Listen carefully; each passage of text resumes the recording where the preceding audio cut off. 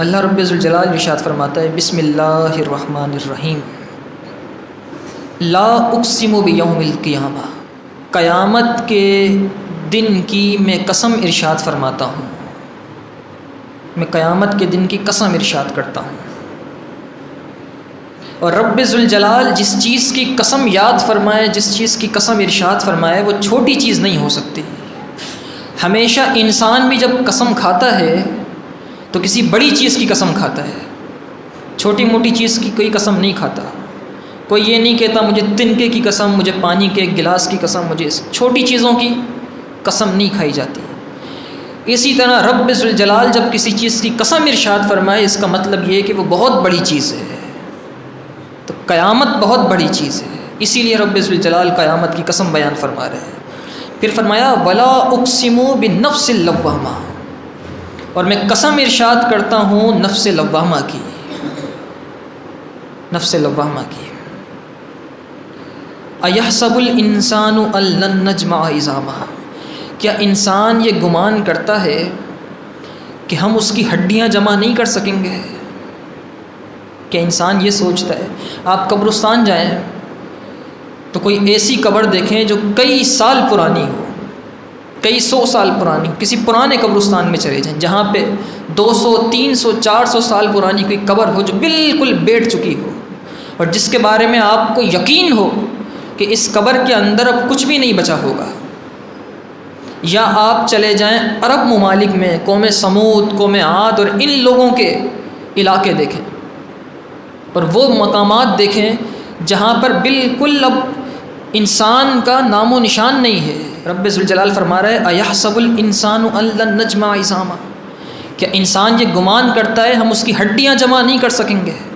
پھر اس کے بعد جو بات ارشاد فرمائی، فرمایا بلا قادرین علی ان نسوی بنانا، ہم تو اس پر بھی قادر ہیں کہ اس کے پورے بھی بنا کر رکھ دیں۔ آج سائنس یہ کہتی ہے کہ ہر انسان کے جو فنگر پرنٹس ہوتے ہیں وہ دوسرے انسان سے مختلف ہوتے ہیں۔ تقریباً 8 ارب کے قریب آبادی ہے، 7.5 ارب سے زائد دنیا کی، اور ان 7.5 یا 8 ارب لوگوں میں سے کسی بھی انسان کے فنگر پرنٹس دوسرے سے میچ نہیں ہوتے۔ یہ تو آج سائنس نے اس چیز پر ریسرچ کی اور یہاں پہنچی ہے۔ رب ذوالجلال اتنے سالوں پہلے، تقریباً 1450 سال پہلے قرآن میں رب ارشاد فرما رہا ہے، تم تو یہ سوچتے ہو کہ اللہ ہڈیاں جمع نہیں کر پائے گا۔ رب ذوالجلال اس بات پر بھی قادر ہے کہ جب سے دنیا بنی ہے تب سے لے کر جب تک دنیا کا آخری انسان دنیا سے جائے گا، تب تک جتنے انسان آئیں گے ہم ان سب کے پورے بھی بنانے پر قادر ہیں۔ قرآن اس چیز کو اتنے سال پہلے بیان کر چکا ہے۔ بلا قادرین علی ان نسوی بنانا، ہم قادر ہیں اس بات پر کہ ہم پورے بھی پھر سے بنا دیں۔ یہ قیامت کی ابتدا ہے۔ قیامت آئے گی کیسے؟ قیامت یوں نہیں ہے کہ آج سوئے کل قیامت آ گئی۔ قیامت آنے سے پہلے کچھ نشانیاں ظاہر ہوں گی، اور بتدریج وہ نشانیاں ظاہر ہوتی جا رہی ہیں۔ نبی پاک صلی اللہ علیہ وسلم نے کئی نشانیاں احادیث طیبہ میں بیان فرمائی ہیں۔ وہ تو بہت طویل گفتگو ہو جائے گی، کئی گھنٹوں کا درس ہو جائے گا اگر وہ تمام نشانیاں بیان کی جائیں۔ مختصراً کس طرح قیامت آئے گی، وہ نشانیاں جو احادیث طیبہ میں نبی پاک صلی اللہ علیہ وسلم نے بیان فرمائی ہیں مختلف احادیث میں، وہ ہم نے ایک مقام پہ جمع کی ہیں تاکہ سمجھنے میں آسانی ہو۔ وہ یہ ہے کہ جب قیامت آنے لگے گی تو قیامت سے قبل حضرت عیسیٰ علیہ السلام نزول فرمائیں گے، حضرت عیسیٰ علیہ السلام اتریں گے۔ یہ آپ پہلے سن چکے ہیں کہ حضرت عیسیٰ علیہ السلام کو سولی نہیں دی گئی۔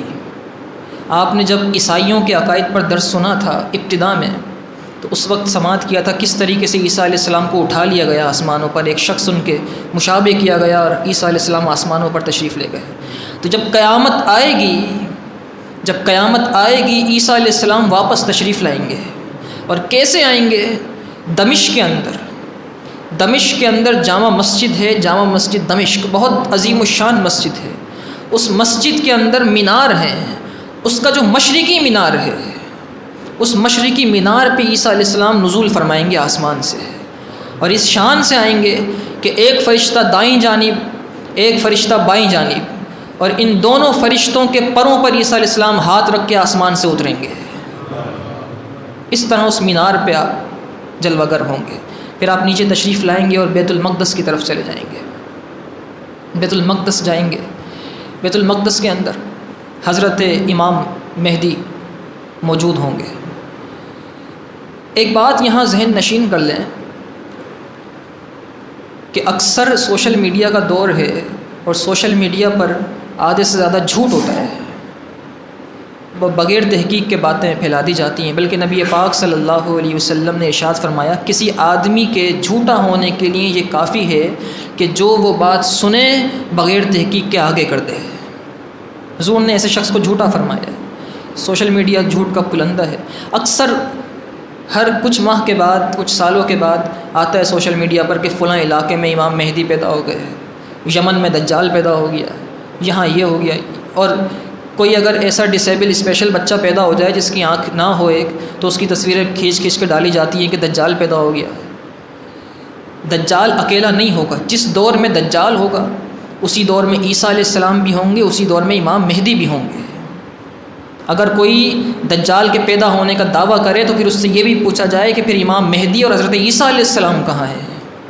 عیسیٰ علیہ السلام تو نزول فرمائیں گے، پیدائش تو نہیں ہوگی۔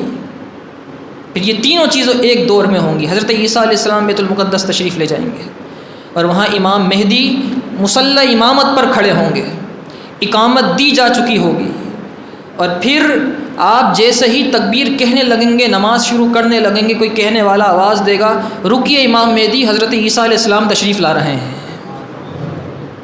عیسیٰ علیہ السلام تشریف لا رہے ہیں۔ آپ تشریف لائیں گے تو حضرت امام مہدی مصلی امامت سے پیچھے ہٹ جائیں گے، اس لیے کیونکہ امام مہدی امام ہوں گے، نبی نہیں ہوں گے۔ اور امام اور نبی کا رتبہ تو بہت بلند و بالا ہے، نبی کا رتبہ تو بہت بلند و بالا ہے، اسی لیے آپ پیچھے ہوں گے کہ آپ امامت کریں۔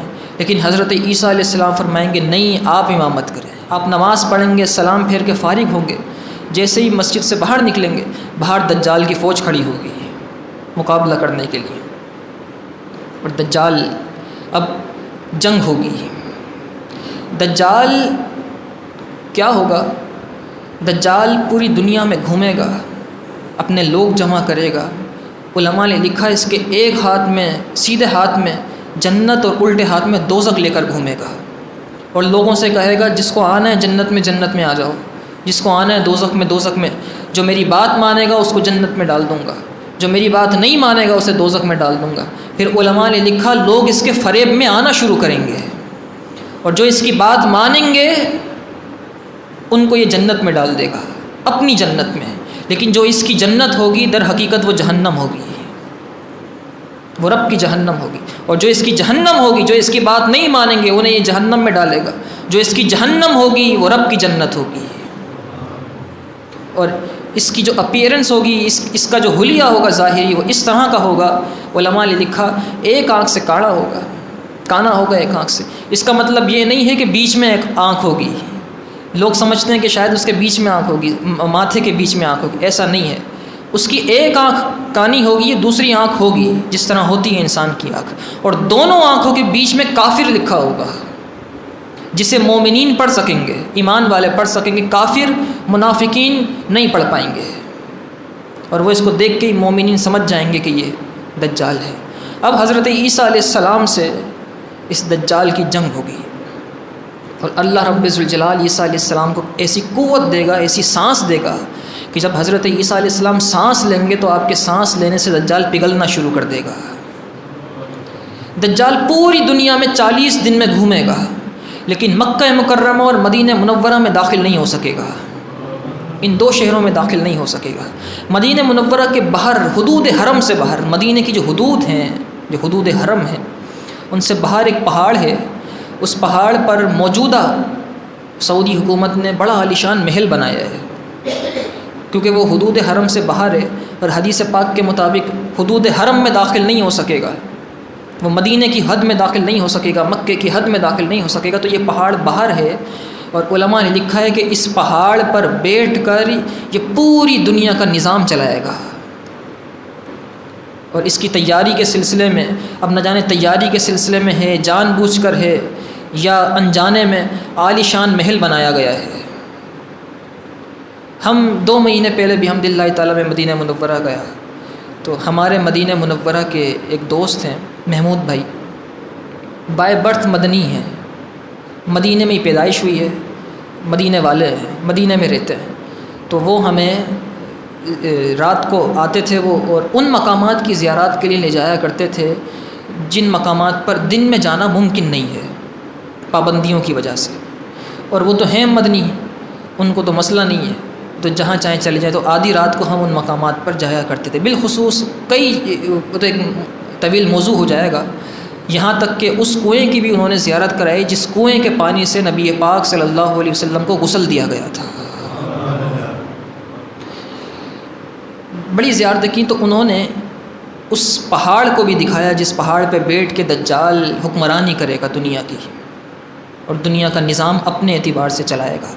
اب کیونکہ وہاں بادشاہ کا محل بن چکا ہے تو اس کا بڑا پہرا ہے اور فوج کھڑی ہوتی ہے، اندر تک کوئی نہیں جا سکتا، بلکہ اس پہاڑ کے اوپر تک بھی کوئی نہیں جا سکتا، دور سے بڑی روشنیاں اور جگمگ ہے کیونکہ بادشاہ کا محل ہے۔ بہرحال وہاں بیٹھ کے دجال اپنا نظام چلائے گا، اور پھر عیسیٰ علیہ السلام سے جنگ ہوگی۔ عیسیٰ علیہ السلام سے جنگ ہو جانے کے بعد پھر دجال پگھلنا شروع ہوگا، اور پگھلتے پگھلتے وہ خود بھی ہلاک ہو جائے گا، اس کے تمام ساتھی بھی ہلاک ہو جائیں گے۔ اب دجال کے مر جانے کے بعد امام مہدی کی حکومت ہوگی، اور پورے عالم میں اسلام کا چرچا ہوگا۔ اتنا مال ہوگا مسلمانوں کے پاس، اتنا عدل و انصاف ہوگا کہ اگر رات کے اندھیرے میں کوئی عورت سونے سے بھرا ہوا تھال لے کر نکلے گی تو پورے شہر میں گھوم کر آ جائے گی، کوئی اسے ہاتھ لگانے والا نہیں ہوگا، اتنا مال ہوگا۔ اور صرف مال نہیں، عدل و انصاف اتنا ہوگا۔ مال ہونا الگ ہے، لیکن لالچ تو پھر لالچ ہے نا۔ حضرت عمر فاروق رضی اللہ تعالیٰ نے ارشاد فرمایا، انسان کا پیٹ بس قبر کی مٹی بھر سکتی ہے، اس کے علاوہ کوئی چیز نہیں۔ لالچ ایسی چیز ہے، تو پورے شہر میں گھوم کے آ جائے گی لیکن کوئی اسے ہاتھ نہیں لگا سکے گا، اتنا عدل و انصاف ہوگا۔ پھر حضرت امام مہدی کا دور چلا جائے گا، آپ کا وصال ہوگا۔ حضرت عیسیٰ علیہ السلام وصال فرمائیں گے، جب آپ کا وصال ہو جائے گا تو آپ کو روضہ انور میں تدفین کی جائے گی۔ نبی پاک صلی اللہ علیہ وسلم کے روضہ انور میں جہاں اس وقت گنبد خضرا ہے، اس کے نیچے 3 قبور اس وقت موجود ہیں، حضرت جان عالم صلی اللہ علیہ وسلم کی، سیدنا صدیق اکبر کی، سیدنا عمر فاروق کی، اور ایک قبر کی جگہ باقی ہے، اور وہ قبر کی جگہ جو باقی ہے وہ حضرت عیسیٰ علیہ السلام کی ہے۔ حضرت عیسیٰ علیہ السلام وہاں آرام فرما ہوں گے، امام مہدی کا دور ختم ہوگا، اور پھر یاجوج ماجوج نکلیں گے۔ یاجوج ماجوج جب نکلیں گے تو وہ سمندروں پر پہنچیں گے تو پورے سمندروں کا پانی پی جائیں گے، جس کھیت میں جائیں گے پورا کھیت خالی کر دیں گے، اتنی تباہی مچائیں گے۔ اور سدھ سکندری کے اندر انہیں بند کر دیا گیا ہے، فی الحال وہ وہاں بند ہے، روزانہ پہاڑ کے اندر بند ہیں، روزانہ دیوار چاٹتے ہیں پہاڑ کی، جب ختم ہونے والی ہوتی ہے وہ دیوار تو وہ کہتے ہیں آپس میں ایک دوسرے سے، اب تو شام ہو گئی، باقی کل چاٹیں گے، سونے کے لیے چلتے ہیں، چلے جاتے ہیں، واپس آتے ہیں تو رب کے حکم سے وہ دیوار پھر سے اتنی ہی بڑھ چکی ہوتی ہے۔ یہ روزانہ جب سے وہ بند کیے گئے ہیں تب سے لے کے اب تک یہ چلتا آ رہا ہے، لیکن جب قرب قیامت ہوگا، قیامت قریب ہوگی، اس وقت جب یہ دیوار چاٹیں گے، اور چاٹنے کے بعد جب یہ آپس میں کہہ رہے ہوں گے کہ باقی کل چاٹیں گے، تو ان میں سے کسی کی زبان سے نکل جائے گا انشاءاللہ باقی کل چاٹیں گے۔ تو اس انشاءاللہ کہنے کی لاج رب ذوالجلال رکھے گا، اس دن دیوار مزید نہیں بڑھے گی، جتنی چھوڑ کے جائیں گے اگلے دن اتنی ہی موجود پائیں گے، اتنی موجود پائیں گے، اور پھر اگلے دن آ کے چاٹیں گے، دیوار ٹوٹے گی، یہ دنیا میں آئیں گے، اور دنیا کے اندر پھر وہ معاملات خراب ہونا شروع ہوں گے۔ اس کے بعد 40 دن تک پوری دنیا میں دھواں چھا جائے گا، جس کا ذکر رب ذوالجلال نے سورہ دخان میں فرمایا ہے، 25ویں پارے میں آپ تلاوت سماعت کر چکے ہیں۔ پوری دنیا میں دھواں چھا جائے گا، 40 دن تک یہ دھواں رہے گا۔ اس کے بعد ایک ہوا چلے گی، اور جب یہ ہوا چلے گی تو ہوا مومنین کے، مسلمانوں کی بغلوں کے نیچے سے ہو کے جائے گی۔ جو سچا پکا مسلمان مومن ہوگا وہ اس ہوا کے گزرتے ہی اپنے پاس سے انتقال کر جائے گا، اس کا انتقال ہو جائے گا. صرف دنیا میں کافر رہ جائیں گے، مسلمان نہیں ہوں گے، مسلمان ختم ہو جائیں گے بالکل. یہ قیامت، اب حقیقی قیامت آنا شروع ہوگی. قیامت مسلمانوں پر نہیں آئے گی، قیامت صرف کافروں پر آئے گی. پھر اس کے بعد جب یہ ہوا چلے گی، مومنین انتقال کر جائیں گے، سورج ڈوبے گا اور بہت طویل رات ہو جائے گی. اتنی لمبی رات ہوگی کہ لوگ جاگیں گے، پریشان ہو جائیں گے، یا اللہ صبح ہی نہیں ہوتی، سورج نکلتا ہی نہیں ہے. پھر سورج نکلے گا واپس جہاں غروب ہوا تھا مغرب میں، واپس مغرب سے طلوع ہو جائے گا، واپس مغرب سے سورج نکل جائے گا اور آدھے دن تک پہنچے گا، واپس ڈوب جائے گا، واپس ڈوب جائے گا سورج. اب جب یہ سورج ڈوبے گا، اب اس کے بعد قیامت آئے گی. اور پھر قیامت کیسے آئے گی؟ سورہ تکویر کے اندر رب ذوالجلال نے ارشاد فرمایا بسم اللہ الرحمن الرحیم اذا الشمس کورت. جب سورج کو لپیٹ دیا جائے گا، اتنا بڑا سورج جو زمین سے بھی کئی سو گنا زیادہ بڑا ہے، رب ذوالجلال فرما رہے لپیٹ دیا جائے گا.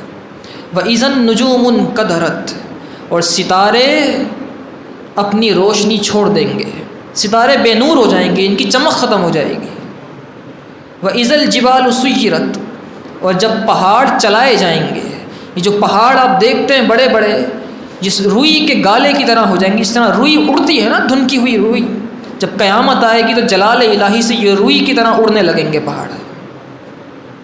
وَإِذَا الْعِشَارُ عُطِّلَتْ، اور 10 ماہ کی حاملہ اونٹنیاں ان کے حمل گر جائیں گے. وَإِذَا الْوُحُوشُ حُشِرَتْ، اور وحشی جانوروں کو جمع کر دیا جائے گا. وَإِذَا الْبِحَارُ سُجِّرَتْ، سمندر سکھا دیے جائیں گے. وَإِذَا النُّفُوسُ زُوِّجَتْ، اور روحیں اپنے جسموں کے ساتھ ملا دی جائیں گی. وَإِذَا الْمَوْءُودَةُ سُئِلَتْ، اور جب پوچھا جائے گا اس بچی سے جو زمین میں دبا دی گئی تھی.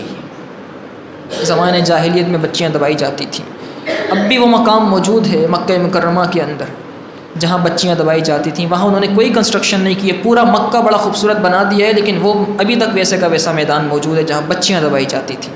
وَإِذَا الْمَوْءُودَةُ سُئِلَتْ، جب دبائی جانے والی بچیوں سے پوچھا جائے گا، انہیں اٹھا کے انہیں زندہ کر کے رب پوچھے گا. کیا پوچھے گا؟ بِأَيِّ ذَنبٍ قُتِلَتْ، تجھے کس جرم میں قتل کیا گیا تھا، تجھے کس جرم میں قتل کیا جائے گا. اور ان کو قتل کرنے والوں کو بھی بلایا جائے گا، انہیں دفنانے والوں کو بھی بلایا جائے گا. یہ قیامت اس طریقے سے آئے گی. اور پھر اس کے بعد قبروں سے اٹھائے جائیں گے. قبروں سے کس طرح اٹھائے جائیں گے؟